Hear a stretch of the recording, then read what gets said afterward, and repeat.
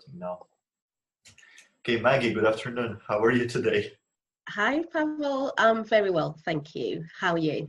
Doing very well, thank you. It's a sunny afternoon here in London.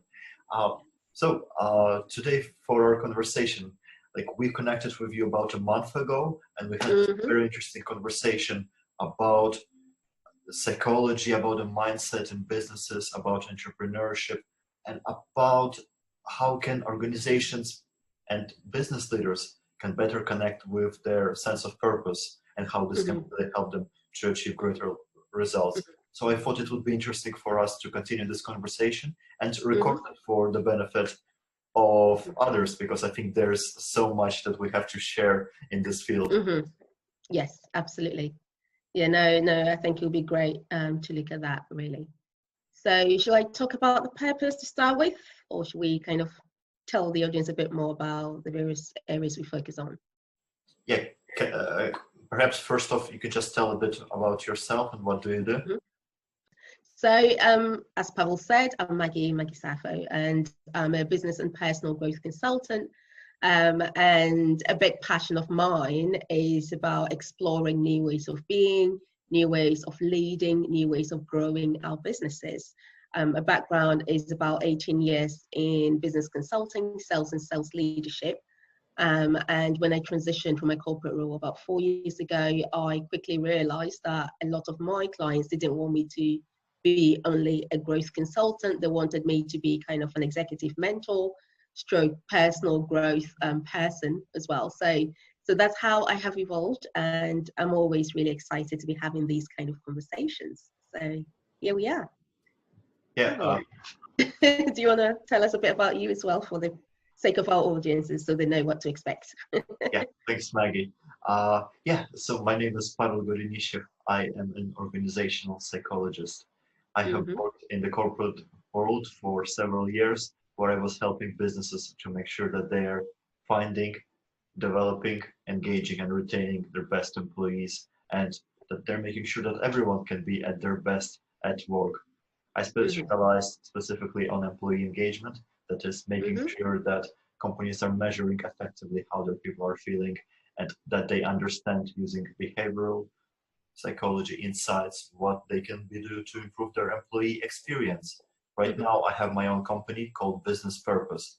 What I focus on is helping companies make sure that they can create great company cultures by enabling their teams, their leaders better through coaching and through understanding how they can use people analytics to really improve employee experience. And the mm-hmm. reason why I really do this is the simple thought that most of us, we do spend at least 1/3 of our lives at work. And what I really want to make sure is that we use the insights we have from psychology, from Mm-hmm. data, and from organic conversations about mindset to really make Mm-hmm. sure that we have the best possible experience at work. Mm. Yeah, amazing. So much we have to discuss, but I think something that really stands out for both of us, like just with like the first minutes in our conversation on when we look at each other's profile is the Mhm. word purpose. Yeah. Purpose, well-being, experience, Mm-hmm. transformation. Uh, Mm-hmm. Business purpose and personal purpose. What does it mean for you? So it's such a great question, and I think increasingly we are all realizing the importance of the word purpose in most contexts. For me, personal purpose is my way of being. I think when I'm doing something and I am on purpose, I feel very connected to what I'm doing. It doesn't feel laborious. It doesn't feel like it's work. It feels like this is what I want to do. This is what I'm here to do. This is so in sync with me. So for me, purpose is who I am, is the way I am. That's how I express myself, but it's also how I show myself in the world, how I live a more meaningful life for myself and for others. And I think it's really connected to what we choose to do and also to work. So business purpose, when I speak to some of my clients, or even for my own business, I always look at those deeper questions that sometimes when we skip, we would have to come back to address in order to sell as a business. And so business purpose would be for business leaders to start to ask the question, why are we here? Why are we a business? What do we exist for? How do we serve both our internal customers, which is the employees, and other internal stakeholders, and how do we serve others in terms of our customers and external stakeholders? It's also about asking those questions about what need do we fulfill? You know, what is the challenge that other people are need answers to, and how do we actually fulfill that need for them? And then in the bigger picture, it becomes who are we and why are we here? And what do we mean to other people? And I think it's also connected to brand. And as time goes on, if others are able to hear a business name and say something that shows that they know the purpose or the mission or the vision of that business, then I think we're doing a great job in terms of establishing the business purpose. I also feel that employees within an organization need to be connected with their business and the purpose of the business. Increasingly, I am finding a lot of people choosing to really feel connected or aligned with the business before they go and work for them. On a level, at least, there is the do in terms of what we do at work, but you know, the ethos of the business need to connect with us, and we need to feel that the people around us are kind of moving in a good direction with us. It doesn't mean there are no disagreements in the work environment, but it does mean that we have something that we all hold up to, and it comes in different aspects. But I think I'm gonna stop here and see how it goes. Maggie, absolutely. We are definitely on the same page about the importance of purpose and what it really means for individuals and for organizations. I guess to add to that, like the way I often talk about the importance of purpose is that that's something that helps us to stay on track, that helps us to stay focused. It's like life can be quite a complex, messy thing to navigate. Individuals for businesses, there's so much that we don't know, and that we don't know that we don't know. There is so much out there to figure out. There's so many things that can go not as planned, and our sense of purpose, that statement, that's who I am, or that's who we are as an organization. It's something that is helping us to stay on track. Yes. In a way, it's like a guiding star, perhaps, or it is. Or the way I often describe it when I talk about purpose, it's like if we have, say, a map in front of us. We have a map, and it's showing us terrain, like of a land that we're about to cross. All those different tactics, like different perhaps marketing techniques, or say personal habits. In case of individual development or individuals, that's the gear one is taking on the journey to get from one place to another on the map in that terrain. Strategy is figuring out how they're going to do that. What's are they going to go through the forest, or try to cross the swamp, go across the mountains, all of those things. Now, purpose is that little cross on the map, that objective where they're actually going, something that will help them to tell whichever way they're taking. Sometimes you have to keep going even though it's tough. Sometimes you have to backtrack and reevaluate where you're going. But purpose is that cross on the map that will help you to stay on track. Perhaps it's your compass that will help you to know that's where I'm going despite all the challenges. Yeah, and I hear people refer to it as the North Star, you know, that thing that helps you keep the main thing, that gives you that sense of direction, that you are on track. And when things don't quite go the way we want it to go, at least we know that the real reason why we're doing what we're doing is that, and we keep that as the focus.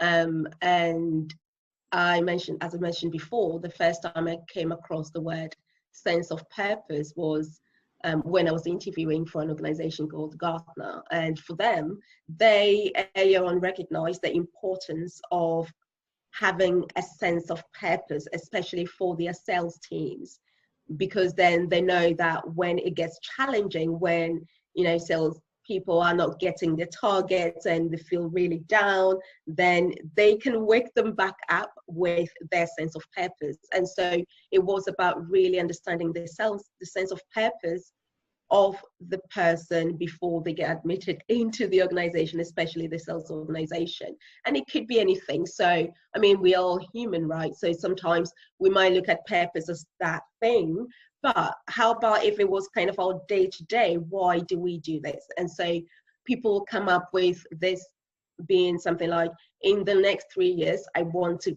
get on the property ladder. I want to buy this 5-bedroom house along this coast, blah, blah, blah. And for some people, that was their sense of purpose that was connected to the role that they were being interviewed for. And they would then align it to what is happening within their roles, their targets and everything to be able to achieve that. So it's really powerful, and we can take it on different levels, but it has to be meaningful to the person and they have to own it.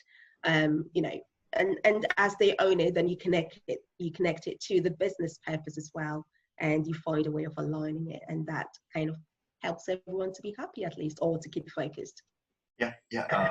Maggie, yes, absolutely. And I think, like, right now we were talking about it, we're sort of making a distinction between individual sense of purpose and organizational purpose, but in the end of the day, it's all about what really connects for every single individual, for that person. And all of us have, we all look at world through our own lenses of experiences, our personal histories. We interpret the reality differently, but we all can agree that there are some things that are really important to us as human beings. When you were talking about the importance of having this purpose in business, it actually reminded me of a story I had with one of my career coaching clients, someone who wanted to move into a senior leadership position.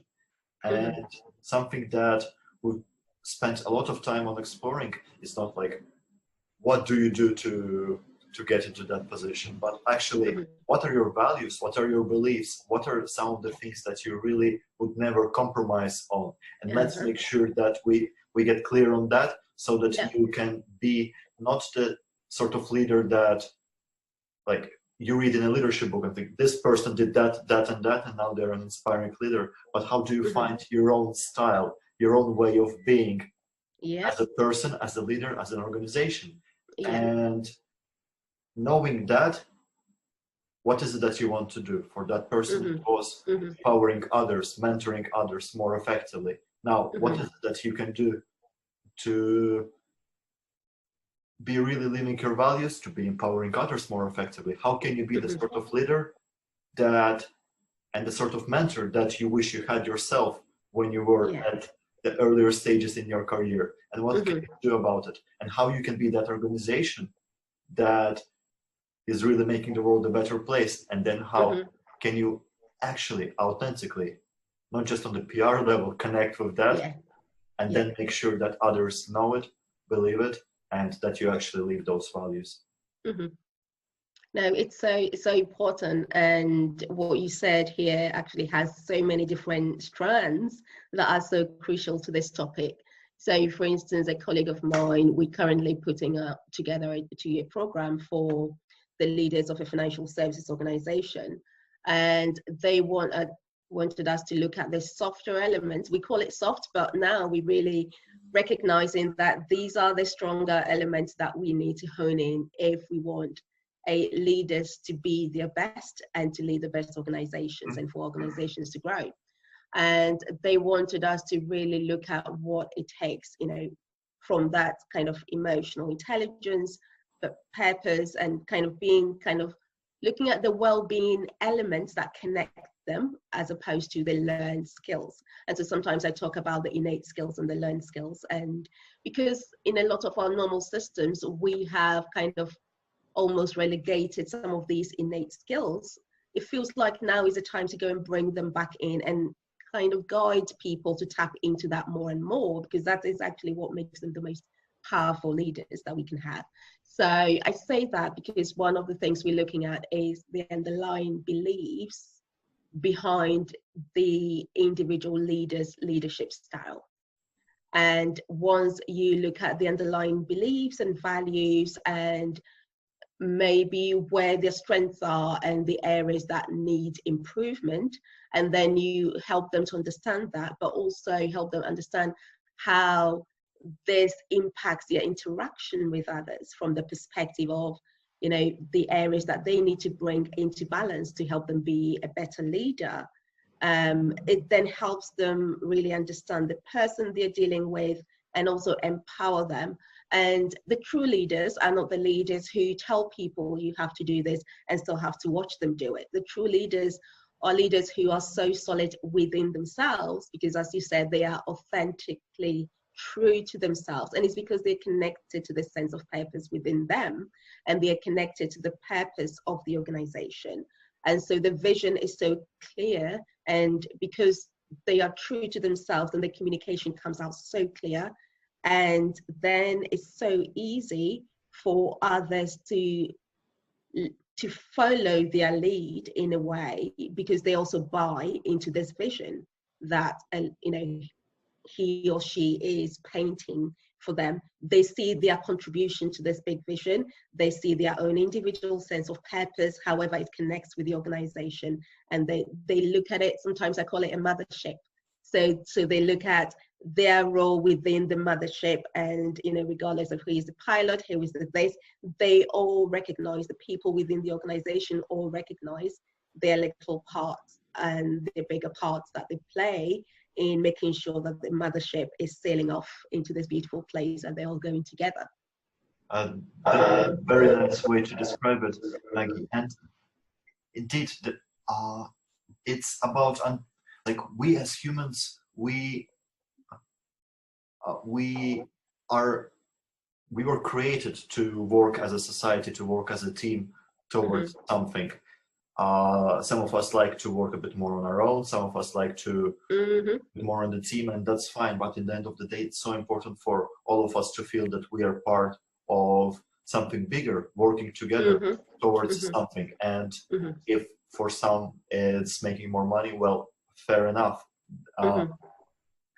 We all have different situations, different experiences, different stories, different drivers. That's totally fine. But knowing what that is, and for a leader to know how they can understand what are the values, what are the personal aspirations, what are the individual purposes of different people on their team, and how they can bring it together and create it as a catalyst for their one goal where the business needs to go. That is so important.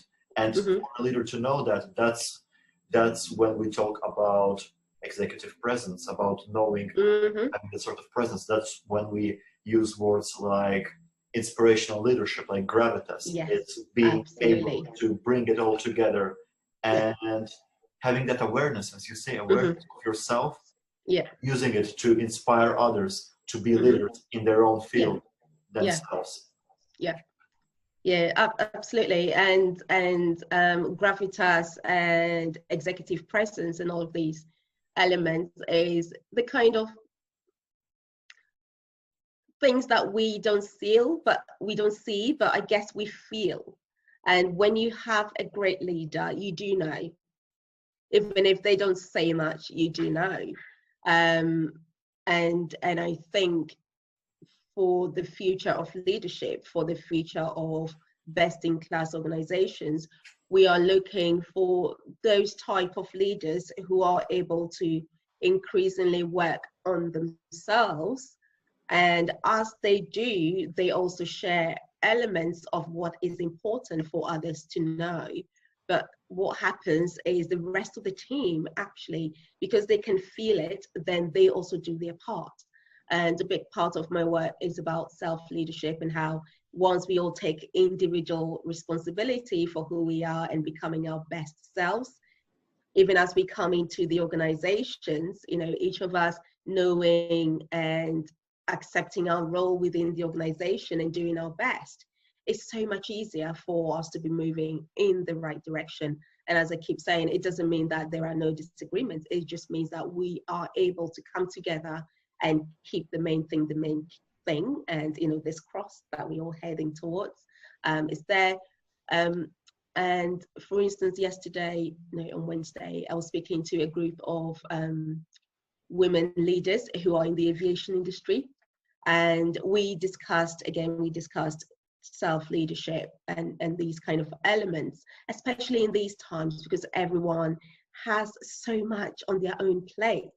And so when we look at how we are coming into the workplace and making sure that our individual issues are being looked after from an emotional well-being perspective, as well as bringing the purpose back into what we do and how that fits into the organization and how that plays into the leadership level.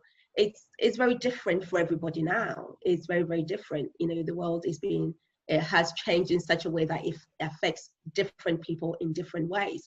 But what really keeps us, I want to say in check, but probably not the best word, what keeps us kind of still authentic to ourselves and being in a happy place and keeping the main thing and getting the results and achieving the goals we're looking to achieve as individuals and as organization, is that in the sense of purpose within us, and how we look at a leader, and the leader is authentic enough for us to say, okay, in that case, I am willing to carry on and contribute to what it takes for us to become the best organization that we're building together.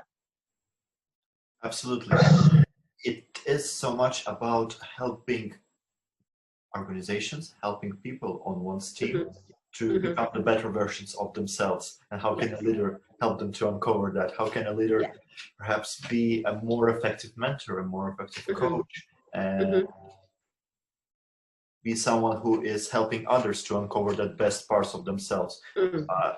Everyone on the team has different areas of expertise, different drivers, different priorities. They are all working on different areas of the business. But how can the leader help everyone uncover what is it that they need to do, while also sometimes, I guess, shaping individual energies more to be more aligned with the overall organizational purpose and the benefit and the collective benefit, but also making sure that there's this greater sense of purpose for individual, for the business, and for the entire society.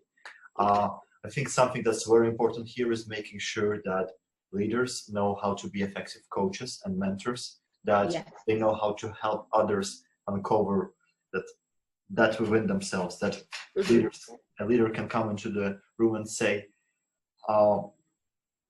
those are our objectives, this is our strategy, but how do you feel about it? What about our vision really makes you passionate? And how can we work together to make sure that your passion and your vision and your personal drivers are aligned with the direction of this business and where we need to be at the moment? So increasingly coaching and mentoring are becoming the top. So there was a research that came out towards the end of last year that said, so a research done by, I'll have to come back to you on that, but it was done by an organization called the Sales Enablement Society, but they commissioned another organization to do this, which is kind of a research organization. But it's really interesting to see how coaching is coming on top in terms of what the top trends or the top needs of leaders at the moment.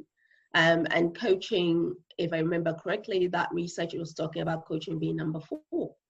And it's really important for us to recognize that coaching is increasingly becoming the most important way of impacting people to kind of embrace the right behaviors in the workplace to be successful for themselves and for others as well.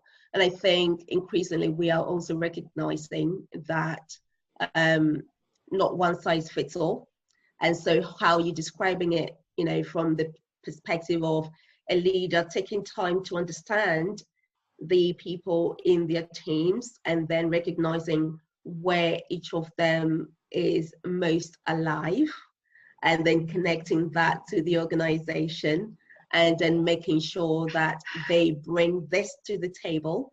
And because when you recognize where someone is alive and you enable them to tap into it as well, you know, the sky's the limit for them, because that element comes to them easy, then they can easily build on that, compared to something that is not very natural to them, and you telling them to be that, and on top of that take it to the next level. If we're able to know people to the extent that we know where the biggest strengths are, and we encourage them to build on those strengths, then they make it a far bigger contribution. They also feel very valued, they also feel very listened to, and from that perspective they develop quicker, they develop faster, and they contribute to the organizations much quicker as well. And I think as more and more leaders recognize that need to do their own self-coaching, find an external coach sometimes, because, and it's with everything, when we are part of the same crew, then we see things almost from the same level as everyone. And so sometimes getting a third party perspective into the organization becomes really, really crucial, because that person has seen similar leaders like you in maybe similar environment, so they can bring insights into the table, but they can also see what perhaps you are not seeing, because you know the adage that says you can't see the wood for the trees, because you are so into it, you know, this is your baby, this project is your baby, and so you won't see everything that someone with an objective pair of eyes might see. So the more leaders take their own self-leadership responsibility to do their personal development work, as well as get some external insight to kind of view them and see what they can see, and then I think this develops leaders quicker, but it also empowers them to look at things from within their teams from perspectives that they probably didn't look at before. And the more we do that, the more we are able to bring out the best in people, and the people then get that sense of being valued, that sense of being listened to, that sense of having a voice, because they know the voice would be heard if they chose to use it. Otherwise, we just lose the talent in our teams, because they feel that whatever they say don't go anywhere, so there's no point doing it. But also, I think that external perspective into the mix actually encourages innovation, new ways of bringing ideas to the table. But increasingly, I would 100% say that as companies start embracing coaching as a way of developing our teams, rather than our traditional training, depending on what needs to be done, yes, maybe the larger one-size-fits-all training forums would work, but increasingly, those who are starting to employ coaching and mentoring systems as part of their development portfolio tend to really shift their cultures in the direction that they really want, in faster ways as well, and get more of the results they're looking for. Maggie, yes, absolutely. Spot on. It's like how every individual at a different stage in their life can benefit from having a coach, because we cannot step out of our own mind. We cannot look at ourselves from outside. So can every organization can benefit from a coach, from a consultant, from a third party perspective coming in. And thinking organizational development, it's often the metaphor of a mirror is often used. A third-party consultant being that sort of person holding the mirror and showing the organization it's pretty. Sometimes possibly ugly image, the Mm-hmm. all the different things, because well, Yeah. like mirrors, like we cannot see what's out there on Yeah. like on our nose, right? Mm-hmm. Until we see Yeah. our own You can. until we see our own So perfection. yeah. Someone holds a Mm-hmm. mirror for us and says, Yeah. look, but everyone else can see it. We cannot. Mm-hmm. Same with the organizations. It can be so obvious, but you have been in this culture for Yeah. such a long time. It's like the Yeah. story of the two Yeah. fish one. Two fish are Mm-hmm. swimming in the Yeah. pond, and the big fish is asking them, hey, how's the water? They're like, what's he Mm-hmm. talking about? Yeah, Yeah. fish doesn't realize that they're in the water. People don't realize when they're in one and same culture. And it's so Mm-hmm. important to have that perspective, to understand there are things that we start taking for granted when we have been for too long in one culture. Someone from Mm-hmm. outside can actually help us see why is it actually like that. People Mm-hmm.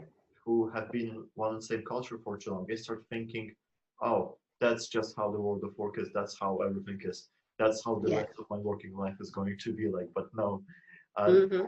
there are Mm-hmm. so many different ways of doing things, so many different cultures, so many different things of Yes. seeing oneself and living a life as an individual and doing Mm-hmm. business as an organization. And it's so Mm-hmm. helpful to have someone who can come in and say, that's actually not really working in your favor. Let's Mm-hmm. look at this and see what we can change about that. Yeah. Yeah. Yeah. I totally agree. And I like the analogy of the mirror. And as you were talking, um, I keep nodding, but also seeing another type of mirror. And this is the internal mirror. Mhm. So the internal mirror is me as a leader speaking to you or even coaching you. The way you are reacting towards me or behaving towards me in a way is a mirror. And so as we work together and as we kind of evolve this relationship between the coach or the leader and the team member, what you tend to see is as they make progress, they also, this mirror tends to shift in the right direction, because as I said before, the true leader is the one that says something or even does not say something, but the team knows exactly what to do. Again, that is a form of a mirror, is an internal mirror, which says we are in sync, right? We get each other. And I think that is another way of looking at whether, what we're doing is working or not working. But again, I always see this coaching, mentoring scenario as a two-way learning street. I always learn from my clients and vice versa. And I say that to them all the time. Yes. Because again, they help us see perspectives that we may have missed, and vice versa. Uh, yes, that's very true. That's been same experience for Mm-hmm. me.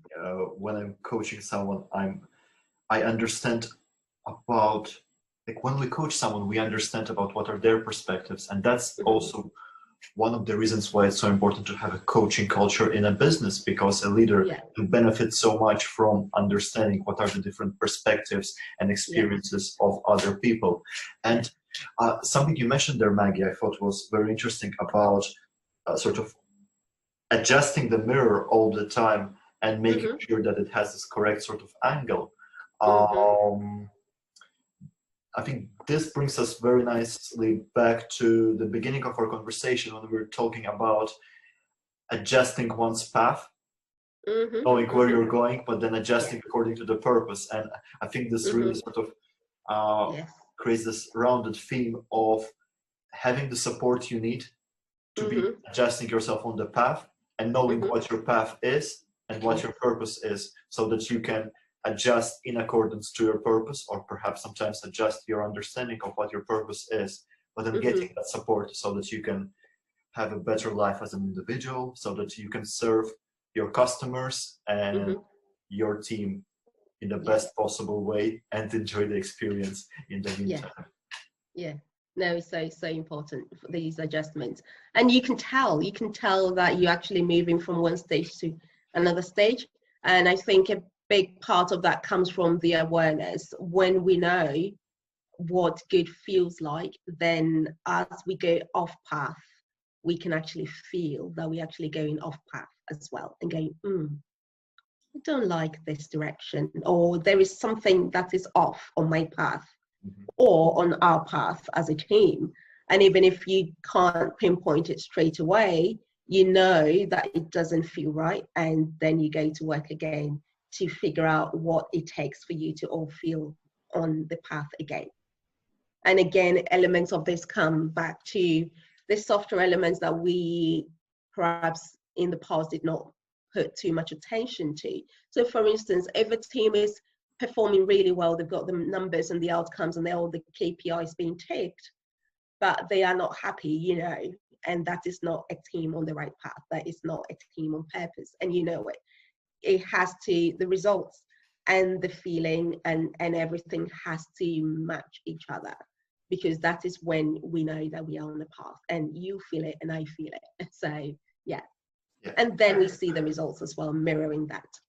Absolutely, Maggie. And I think this is such a nice way to conclude what we're saying.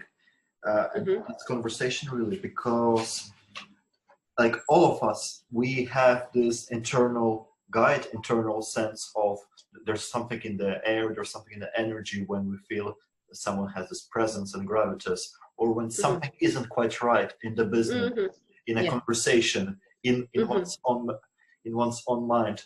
And that's when we may need that mirror. We need to adjust something. We need to perhaps have a more clarity about where our sensibility is. But we all have that internal mechanism to understand if we are really being on purpose and what we can do about it. Absolutely. Yeah, agree. Maggie, it's such a pleasure to speak with you about it. Can you please share with those who are listening to us, how can they can best get in touch with you? So I really enjoyed this conversation. So thank you for the opportunity, Pavel.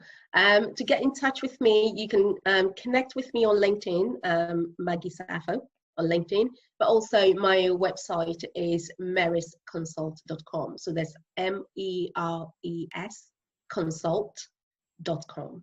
And that's where you see me hanging out and talking about these topics. I do have a blog, which is simply maggiesappho.com. And that's where I also share my opinions and experiences around these exciting topics that we're talking about today. Yeah. Maggie, thank you so much for this conversation, for sharing this. As for me, I can be contacted also on LinkedIn. My name is Pavel Zelinishev. We will make sure to add Maggie's and my contact details to accompany this recording. And I can also be reached through my website, businesspurposecoaching.com. Maggie, great connecting with you. Thank you everyone for listening and have a great day. Thank you.